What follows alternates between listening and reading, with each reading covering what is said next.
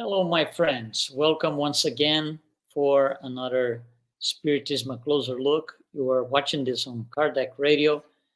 I'm Luiz Lima, your host for tonight, broadcasting from Orlando, Florida. And tonight we are going to take a closer look at the emancipation of the soul.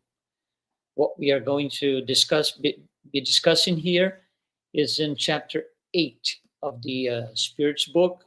There's a lot of information in there. So what we're going to do here is an overview of the emancipation of the soul. So first thing, what is it? What exactly does it mean? What is emancipation of the soul?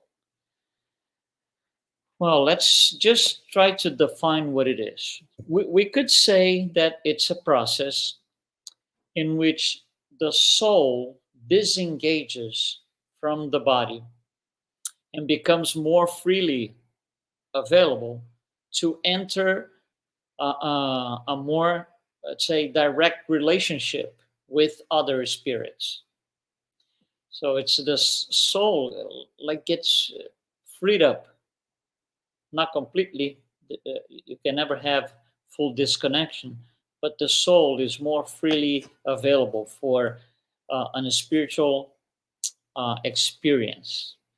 And once disengaged, the soul has this, I would say, expanded sensibility, as if each of the five senses had acquired increased ability. So it's like, you see a lot more, you hear a lot more. The five senses become really increased. That's the consequence of the soul disengaging from the body. So the soul can then use more of its faculty that it cannot without the disengagement, because then you're attached to a material body fully and you're restricted. So the emancipation of the soul depends on two things. First is the physical organization of the body. The physical organization of the body. And because each one is different, the experiencing emancipation of the soul is different for everyone. It becomes a personal experience. You can't really transfer over or feel something for somebody else. You can't. So that's one thing that the emancipation of the soul phenomena depends on. The second thing is the action of a magnetic agent, which is what makes it happen.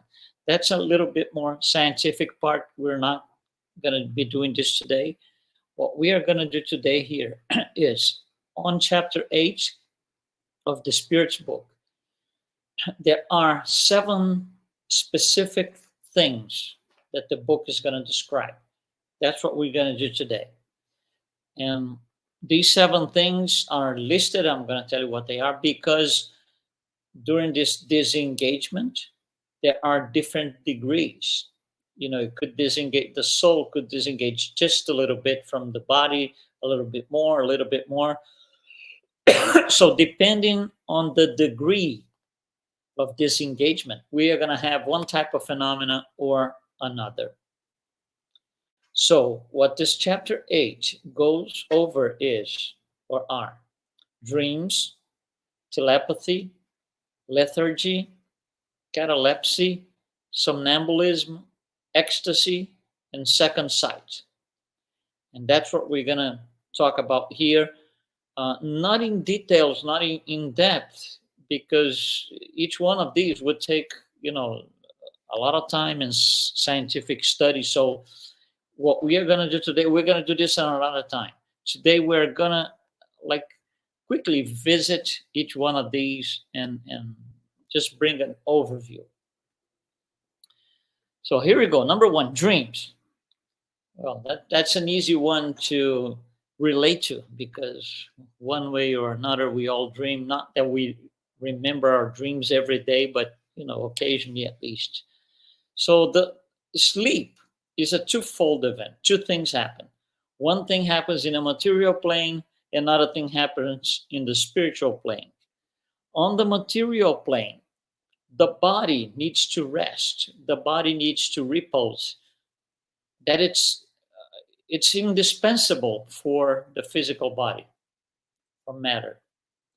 The body needs that. So that's what takes place during the sleep at the level of the material plane. On the spiritual plane, however, the soul never rests. The soul never remains inactive. Never. So during the sleep, the bonds that join the soul and the body are loosened. And the soul temporarily leaves the body and will participate or take part in activities in the spiritual world. And the dreams are the memory of that.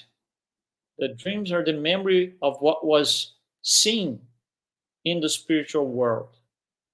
If retained, not everybody can retain. So that's what dreams are, without going too far, because on dreams alone, we could spend at least a couple hours here. But that's not the point today, okay? So we are just talking about the emancipation of the soul in general. So that's what dreams are. The memory of what happened when the soul disengaged and went to do something in the spirit or spiritual world. Number 2, telepathy. Well, telepathy relates to the transmission of thoughts between spirits or people. So we just talk about dreams and sleeping. So during the sleep, the spirits who are incarnate, like you and I, can communicate with one another to exchange information and experiences. So we can, at the spiritual level, trade information with somebody else, with another person. And the same occurs when we are not sleeping. We are fully awake. That's what telepathy is. Telepathy is the transmission of thoughts between spirits or people when they are fully awakened. So it's not a dream. It's not something like that. No, we are fully awakened. And you might think about somebody, and that somebody calls you on your phone at that same time or a few seconds after. It's that kind of thing. So now, note that, throughout history, and we have several interesting examples throughout history, here and there, the same idea pops up in different places of the world at the same time. We've had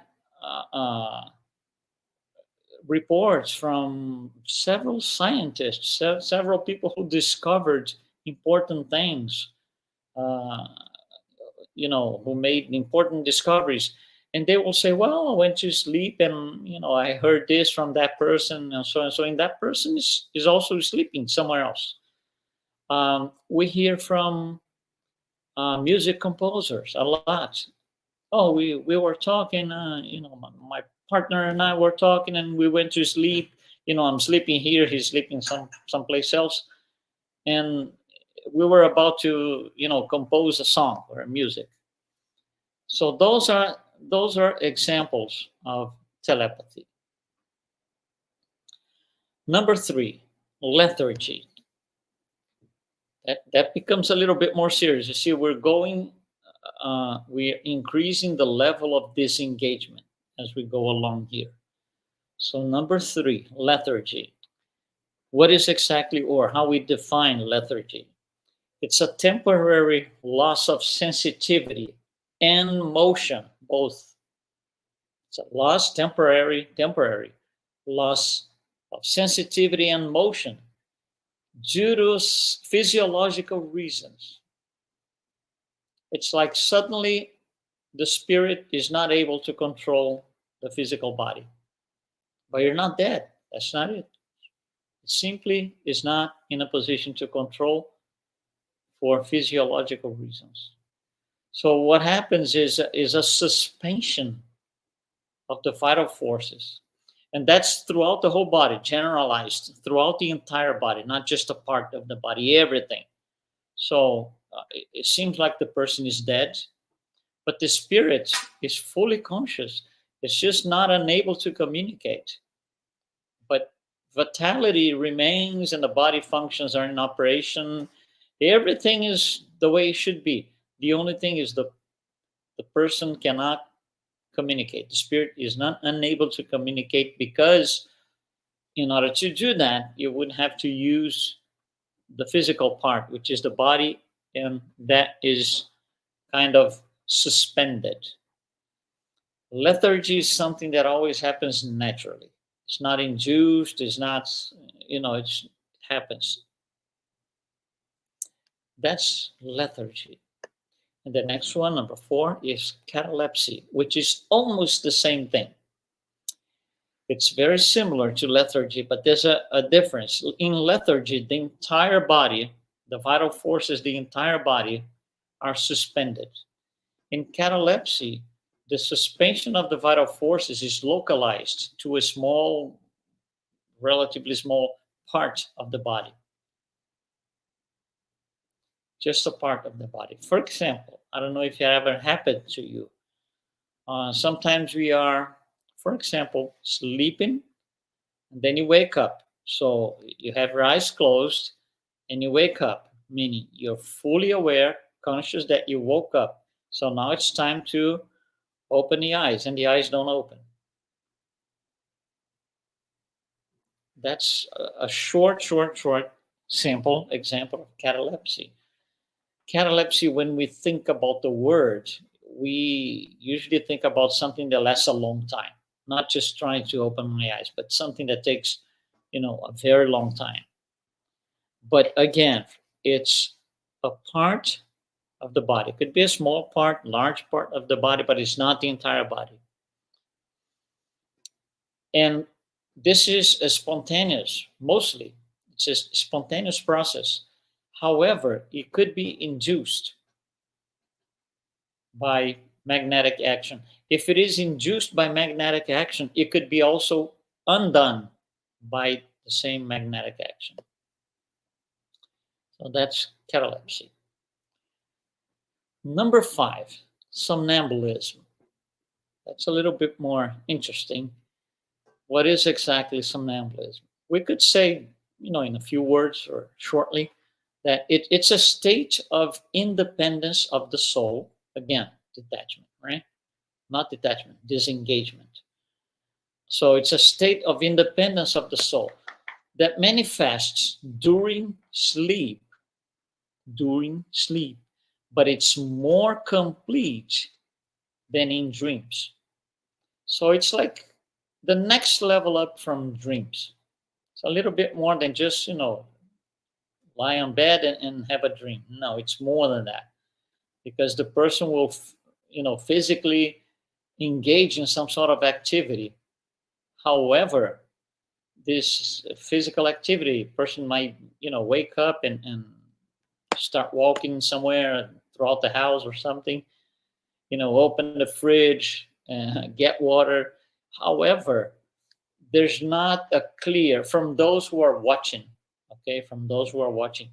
there's not a clear,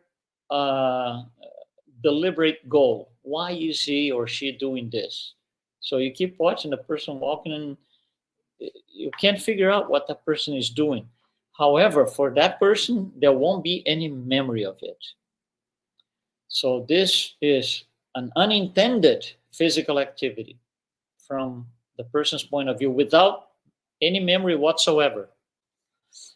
What happens is the spirit of the somnambulist is preoccupied with something that requires the physical body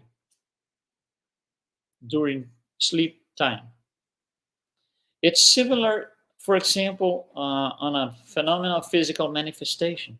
The spirit operates something in the material plane.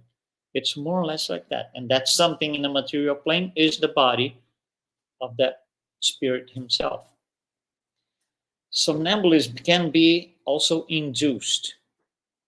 And when that's the case, we call, instead of simply somnambulism, just to make a difference, we call magnetic somnambulism.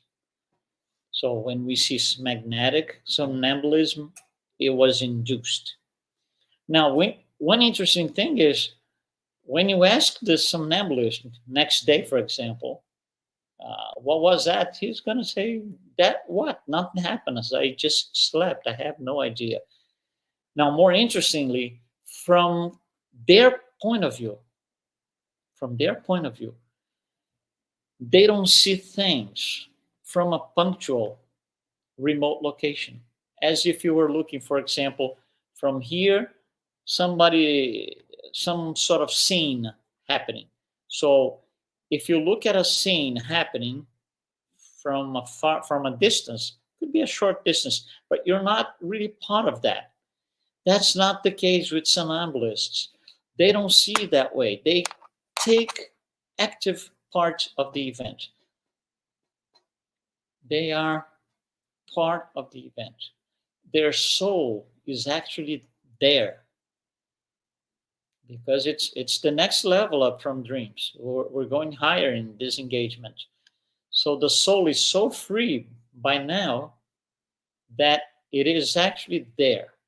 So they're not looking and watching. No.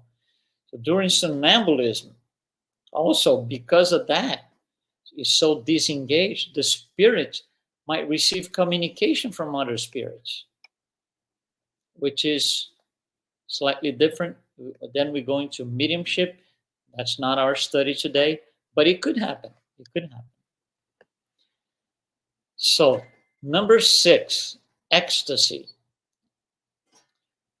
Ecstasy is the book says it's a refined type of somnambulism. It is the next level up from somnambulism. The soul in the ecstasy phenomena is even more independent. And of course, according to the degree of the purification of the soul. Spirits that are more advanced will disengage more. So for those spirits, the soul can reach higher realms, including worlds of ethereal spirits, not only worlds of terrestrial stuff, which is the case in both somnambulism and dreams. In somnambulism and dreams, you kind of, quotes, don't leave the earth. The soul don't leave the earth. In ecstasy, yes, it could reach higher realms. Again, depending on the degree of purification of the soul. And what they see and express, it's in their own way what they saw, includes their spiritual history, includes their ideas, their prejudice. It's their vision of what they saw. So if they come back to relate it, they are going to relate according to their ideas, their prejudice, their culture, many times.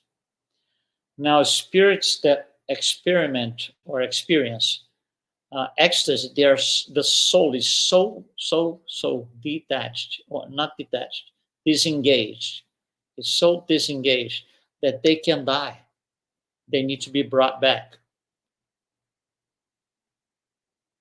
It's very the connection during ecstasy, the connection between the spirit and the body is this very, very, very thin trace, and it could break. So the spirit needs to be brought back. Number 7, that's the last one. What is called the second sight? Well, the second sight is, we could say, the sight of the soul. So instead of using these physical eyes, retina and optical nerve and everything else, the spirit uses the sight of the soul. So it's a phenomenon that manifests in the waking state. in the waking state. Person is awakened, and it allows for seeing, hearing, perceiving way, way, way beyond the limits of their normal sense. So they will look at things not with these eyes, but with the eyes of the soul. We're going to talk about this a little bit more. They're going to hear things with the ears of the soul, and so it goes. So the physical state of the person experiencing second sight becomes considerably modified. That's interesting. Maybe the face, maybe the coloring of the face, the expression on the eyes, the physical posture. It is noticeable when they are experiencing that. Remember, this is when they are awakening, in the waking state. So we could be looking at one person experiencing that, and it is considerable modified, the physical state of the person. Now, the physical organization of the person, the physicality of the body, plays a role in the process. So it is to the point that certain people, their body is incompatible with second sight. They will never have the ability and the faculty, which is, to begin with, not very common. It's not a great percentage of the population that has the ability. And this is something spontaneous. Most of the time, it's spontaneous. However, it could be developed through practice. So people who have this, or initially display or show this ability, if they want to develop that, yeah, they could, through practice and making exercising the faculties and so on. So the faculty needs to be exercised. It needs practice to get to the point where this is becomes reality for them. Now, the development of this faculty, it's interesting. You might be triggered by a mental overexcitement. An event in their lives that, the mental excitement about it is so great, and great being good or bad, just mental activity. Examples: crisis, economic crisis, social crisis, family crisis of significance for them, calamities, also a great emotion on something in their lives, in their family, loved ones, loved ones who died, stuff like that. Anything that is an over excitement to their mind, if they have the ability, it could trigger second sight. So from that point on, they will start reporting things that can be seen with the eyes of the soul, not with the eyes of the physical eyes.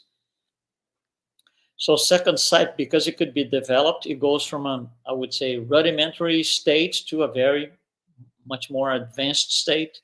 So in the beginning, in this rudimentary state, second sight gives some individuals astuteness and tact that allows them to perceive another person's moral standing, for example. It's interesting. That's in the very beginning. As they go along in practice, they will go to a much more advanced stage where they are able to have ideas, or I would say awaken presentments. Second sight could show them events which are in the process of happening, but somewhere else, or things that you cannot see with your physical eyes. For example, detecting the onset of illnesses and diseases. People who have second sight, especially when they are already in this very advanced stage, they are able to look at your, for example, heart, no equipment, no equipment. Physically, they look at your chest, and what they see is they see through. It's really a see through, as if the body was clear, transparent, and they will see your heart and say, "You got some sort of trouble in your heart. No, go do some exams or something. Go see a doctor." Same for other parts of the body, intestine. These people are able to feel it, to see, they perceive the onset of illnesses and diseases, which is very interesting because if you have that ability, you can help a lot of people. Help a lot of people. So these are, like I said, these are simple things that we wanted to bring.